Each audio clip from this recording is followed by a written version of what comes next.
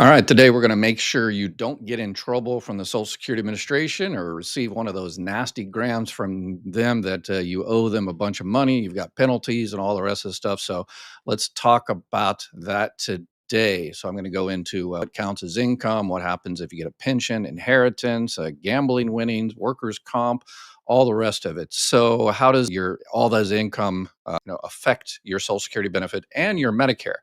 Also, I got a lot of. I did a video on the act, the law signed by President Biden for those 3% of government employees, state, local employees that are going to be getting a whole bunch of extra money and a big back payment of thousands of dollars.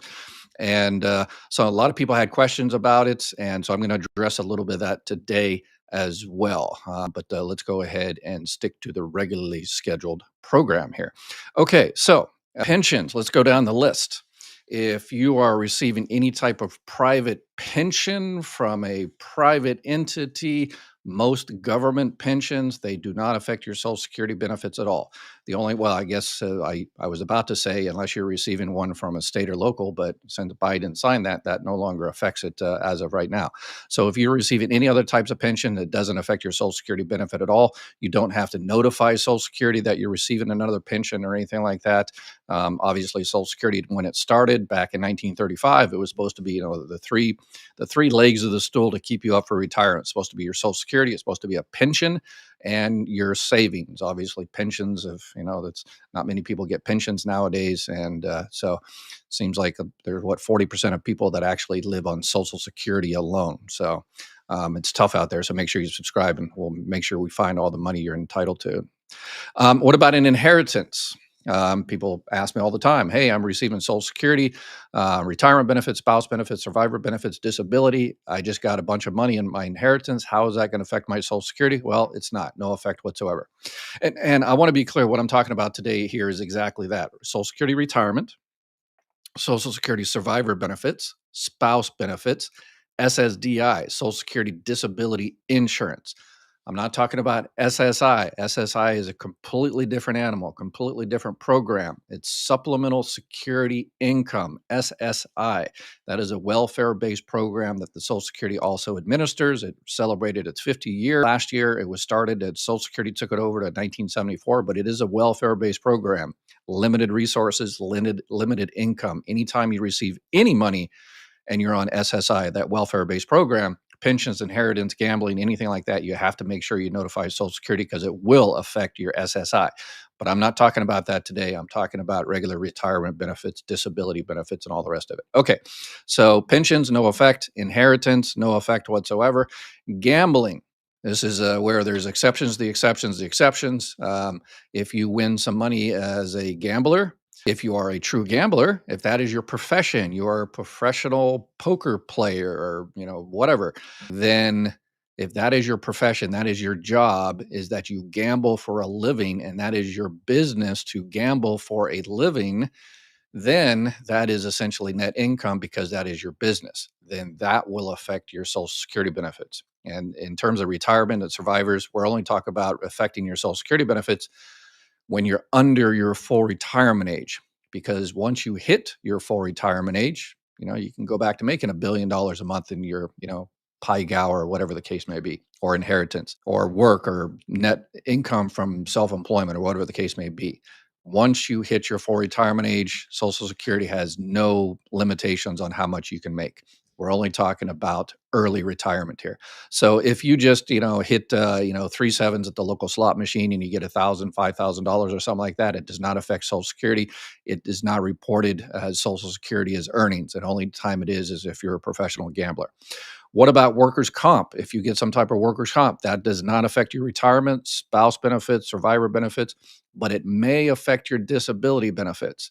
Workers' comp, public disability benefits. Congress decided, the law is that they believe people shouldn't make more when they're on disability than they did when they were actually working. So if your Social Security benefits and your workers' comp equal, $6,000 a month, and when you were actually working, you were only receiving, $5,000, then there's kind of an offset there.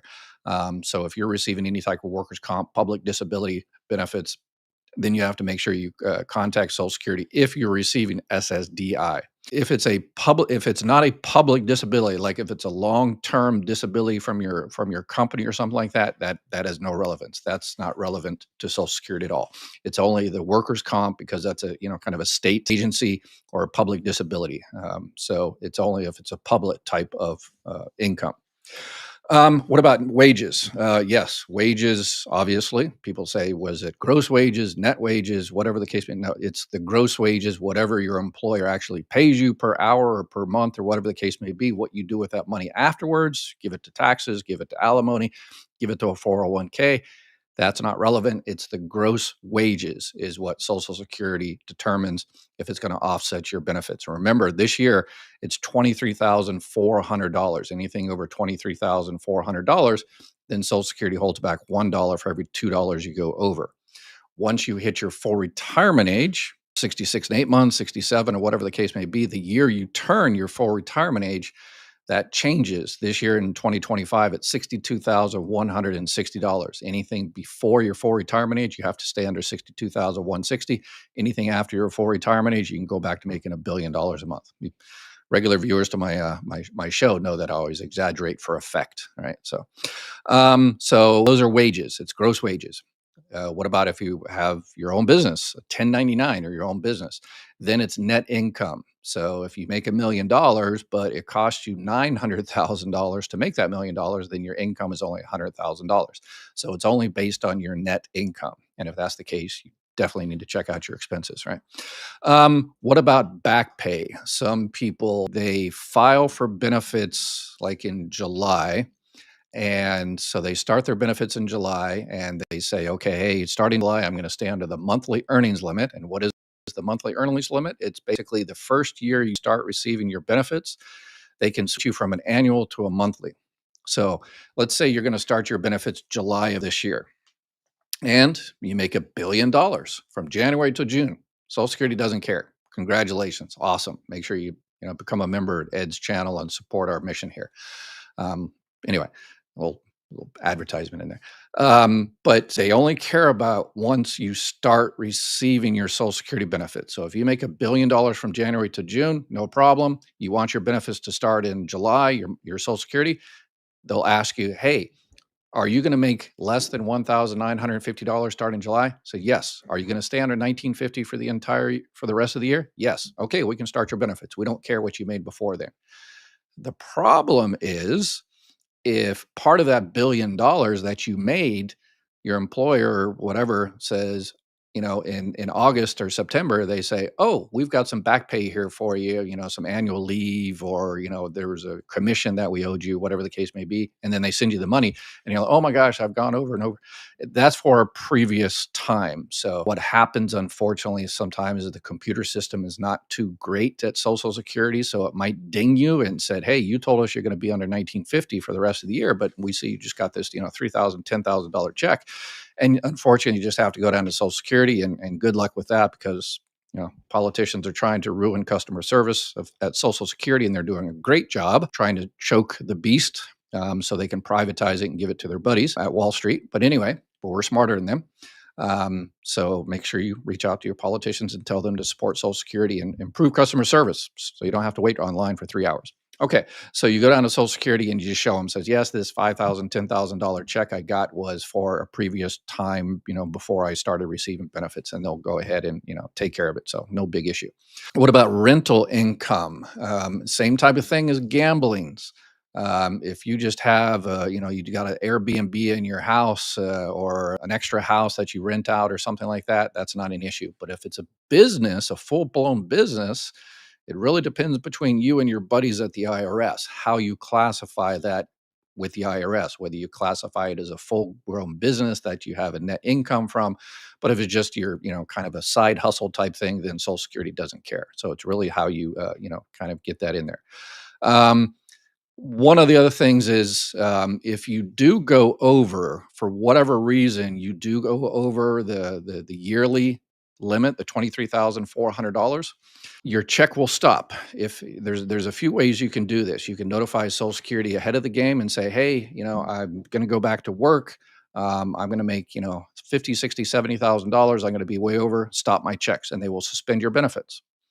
Or you can kind of let it ride. Or if you don't know if you're going to be maybe 24,000, $1,000 over or $2,000 or $4,000, you don't know until you get close to December, and by that time it's too late to stop your benefits because you can't get into Social Security. What you can do is just let it ride. And this is what politicians use as another kind of a piece of ammo to kind of attack Social Security, is overpayments. Oh, Social Security pays people too much all the time. They don't know what they're doing. Some people do overpayments as a conscious decision. They say, "Hey, I'm only going to be $1,000, $2,000, $3,000 over. I'm not really sure, so I'll just go ahead and get my check. And then when I file my taxes next year, I'll notify the IRS. The IRS will notify Social Security. Social Security will send me that nasty gram in the mail that said, 'Hey, you made $2,000 more than you said you were going to make. Therefore, you owe us $1,000. Pay us at the check.'" And at that time, you can either cut a check, which almost nobody ever does. You can set up a payment plan and set up the payment plan, and they'll take X amount of money out of your check. If you need help with Medicare, Medicare Advantage, Medicare supplements, Part D plans, make sure you reach out to my partners at Chapter Medicare. I looked for a place that would help y'all out, and Chapter Medicare knocked it out of the park. They've got excellent customer service. They look at every single plan in your area, and their help is always 100% free. Give them a call and they'll see if they can help you out, and tell them Dr. Ed said hi. Out of your Social Security check like every month or so. So a lot of people do that conscious decision to go ahead and do the overpayment, and rather than calling Social Security and say, "I'm going to be 1,000, 2,000, or $10,000 over in Social Security," and you have to wait on the phone for 3 hours, and then they stop your benefits, and then they don't restart it when they're supposed to, and so some people just let it ride, and politicians use that as another proof that Social Security doesn't know what they're talking about, but it was a conscious decision, and so again, we're smarter than them. One of the things. Let me back up a little bit, because if you do that, um, then you're not going to get benefits for that month. Let's say, and you're not going to lose that benefit. They're not going to give you a check later, but here's how it works. So if you start your benefits, let's say 30 months early, so you're reduced by 30 months. You get a 30-month reduction. And then after 10 months, you go back to work and don't get 20 months worth of checks. What happens is when you hit your full retirement age, it's called ARF, the adjusted reduction factor. They adjust it. The computer system automatically looks at it and says, once you restart your benefits, it says, "Hey, this person has been reduced by 30 months, but they only got 10 months of the checks." So what they do is they unreduce you. So instead of reducing you by 30 months, they reduce you by 10 months, the actual number of months you actually receive those checks. So you only be reduced by 10 months for the rest of your life. And that's completely automatic. And it doesn't happen until your full retirement age, once you hit that and restart your benefits. All right. What about all of this and Medicare? So Medicare is a different beast in the sense of they count different things. So if you are, let's say you're a full retirement age, you make $200,000, then Social Security doesn't care, but Medicare does. There's called the IRMA, income related monthly adjustment amount. If you make over a certain amount, for this year, it's 2025, it's $106,000 for if you're single, $212,000 if you're married, and that's based on earnings from 2 years prior. So a lot of people out there have received this IRMA letter that they're going to pay more for their Part B, Medicare Part B premium, and more for their Medicare Part D, the drug plan. That's because they're considered high wage earners. And again, it's based on income, which includes pretty much anything. Capital gains, if you sell a house, so there's exceptions, there's exclusion there. But if you cash out a 401k and stuff like that, it's IRMA is calculated completely different, and you might have to pay an extra premium for a year. It's not as like when you sign up for Part B late. So if you don't sign up for Part B at 65 when you're supposed to, and you do it a year later, then you're penalized 10% for every 12 months you did not sign up, and that's forever. But with the IRMA, it's only for that 1 year, and unless you make another, $212,000 the next year, then it's reapplied the next year and then the next year. But if you were working 2 years ago, and that's where that income income came from, and then you stopped working, then you can file what's called an SSA 44. It's called a life changing event that you do this life changing event and you tell Social Security, says, yes, I made, $1 billion 2 years ago, but I have since stopped working, and they will recalculate your benefits and, take out that extra Part B and Part D premium. And now we're in the middle of the open enrollment period for Medicare Advantage.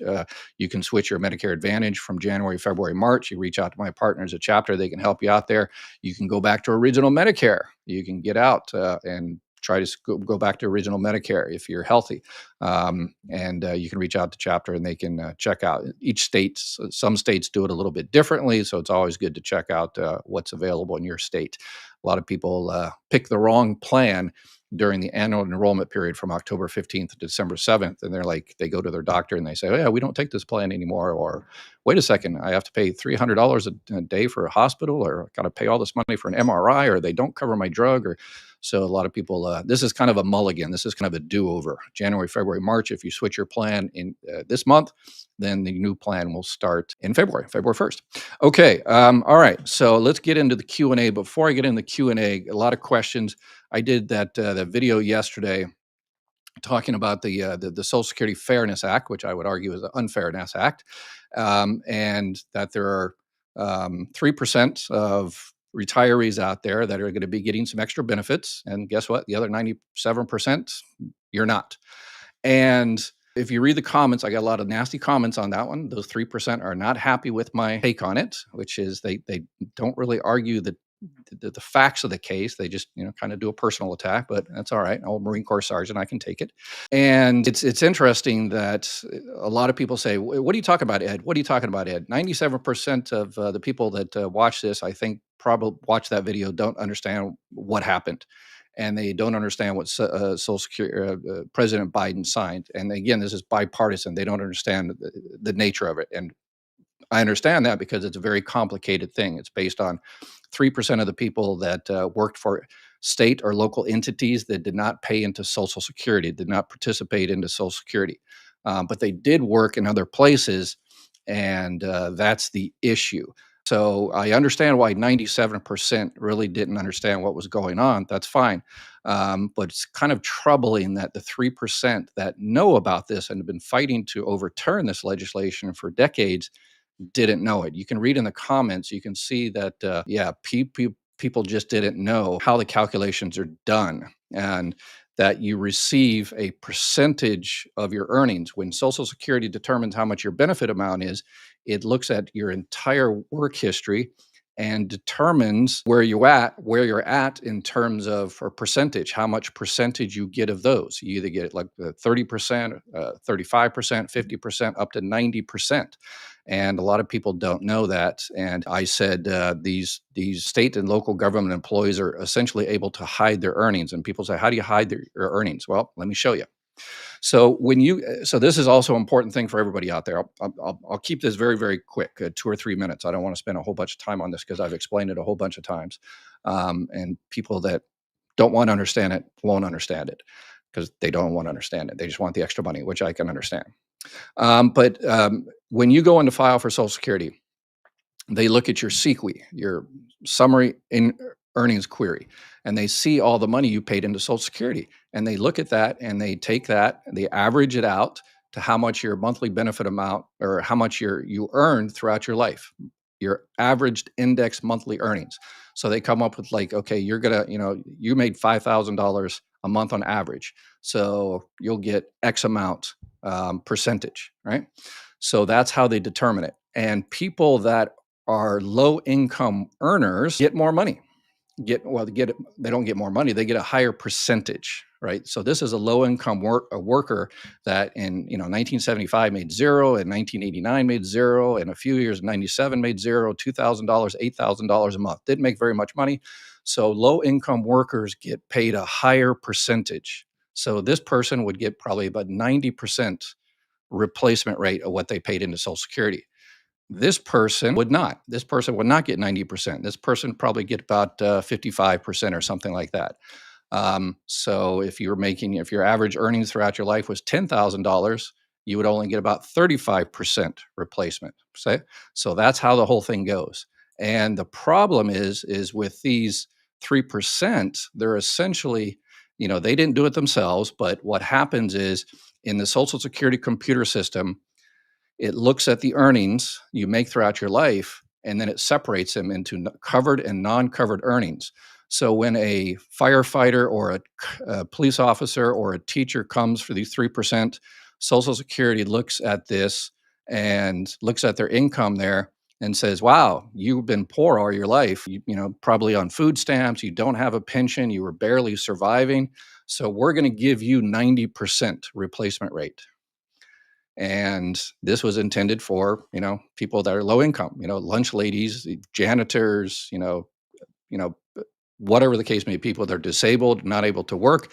We're going to give you a higher percentage rate.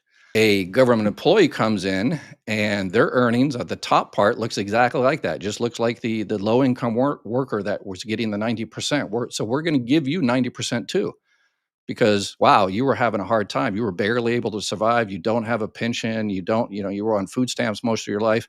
Oh, wait a second. Those earnings that were kind of hidden. Let me put my scare quotes, hidden. Obviously, you didn't hide those yourself, but that's essentially the bureaucratic glitch that these 3% are kind of taking advantage of, is that those earnings weren't counted on the totality like the other 97%. So those earnings, this worker is treated like a low-income worker, like they were on food stamps most of their life, eating out of garbage cans, homeless, disabled, whatever the case may be, having just a really, really hard time struggling throughout their life. So we're going to give you 90% or 85% or 70% or 60%. We're going to give you more than most other people. But their true earnings aren't in the system like everybody else's. They're called non-covered earnings. They're separate. How do I know this? Because I've seen millions of these, because this is how the computer system works. So these people are taking advantage of a computer glitch, a bureaucratic glitch, in order to get more money. And if they took all of their totality together, then these government employees would not receive 90% or 85%. They would receive exactly the same as the other cops and firefighters and teachers and lunch ladies and janitors or whatever throughout the country that earn the equal amount. So these workers here, the 97% that earned exactly the same, get 50% replacement rate. This 3% government employee will get a 90% replacement rate. And explain to me, this is what they're missing in the comments, I work for this money, I earn this money. No one is saying you shouldn't receive what you paid into it. We're saying that you shouldn't receive a higher percentage than everybody else that paid the same amount into Social Security, that earned the same amount throughout their life. And no one is saying that the way they calculated the benefits, the WEP and the GPO and all that stuff, no one is saying that the system that has been in place for the last 40 years is the perfect system. It got it right most of the time, but sometimes, yes, it did get it wrong. But explain to me why you are now saying that it's not unfair to the other 97%. I am sure the 97% of lunch ladies and firefighters and teachers out there would love to have a few extra $100 that you're going to get because you're getting a higher replacement rate. I'm sure 97% would love to have an extra $500 and a big fat check for back pay for the past year. So $500 extra a month plus a $6,000 check, lump sum check. I'm sure 97% would love to have that, but they're not going to get it. Only the 3% are. So, okay, there's my diatribe on that. And I probably didn't explain it as perfectly as I should have yesterday. And so I added that today.